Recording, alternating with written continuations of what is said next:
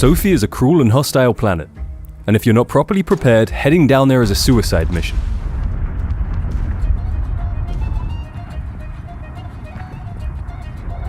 This brief will catch you up on everything you need to know as a first timer.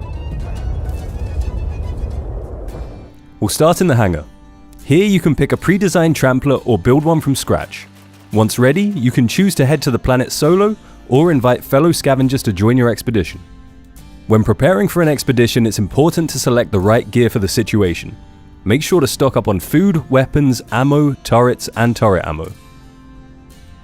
You can equip items either on your person or within your ship's cargo hold.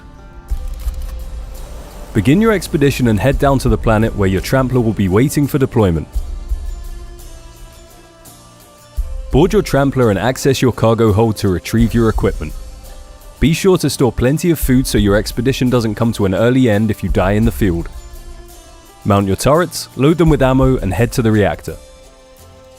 Activate the reactor to power your Trampler and begin your journey across the dunes.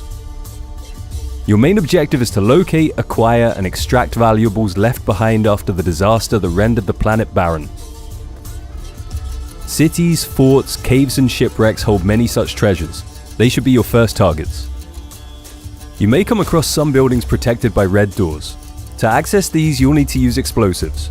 C4, grenades, explosive barrels, and even shots from your Trampler turret can do the trick here. During storm dive expeditions, you'll have to contend with an ever-closing sandstorm that engulfs the world over the course of your session.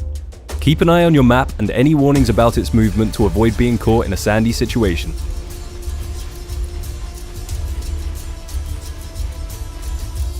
Smoke on the horizon is a sure sign that enemies are nearby. If you find yourself in a confrontation, use your flare gun to signal your intent. Green means friendly, red means let's fight. However, there's no honor among scavengers, so don't be surprised if someone attacks even after you've fired a green flare.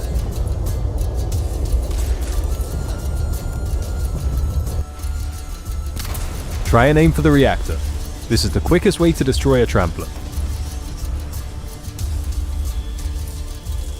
If you emerge triumphant from a Trampler battle, be sure to board the enemy ship and collect their black box. This is a valuable item that can be traded for important resources. Though the cities found around the planet may lie in ruins, they're not truly abandoned. Upiors, strange creatures born from those left behind, still roam the streets and can prove a challenge for even the most experienced scavengers. Once the area is clear, you're safe to start scouring the city for loot. Weapons and turrets come in various levels of rarity, with the rarer ones being much more valuable and even more deadly. You may even come across locked boxes in your exploration. To open them, you'll need to find keys scattered throughout the world. After spending some time on the planet's surface, an extraction point will appear on your map. If you're satisfied with your haul, head to this area, climb the tower, and call for extraction. Keep in mind that other scavengers can interrupt the extraction process, so make sure the coast is clear before initiating it. Ensure everything you've collected is properly stored in boxes, on shelves, or on your person. Otherwise, only things you have properly stored will be taken back into orbit.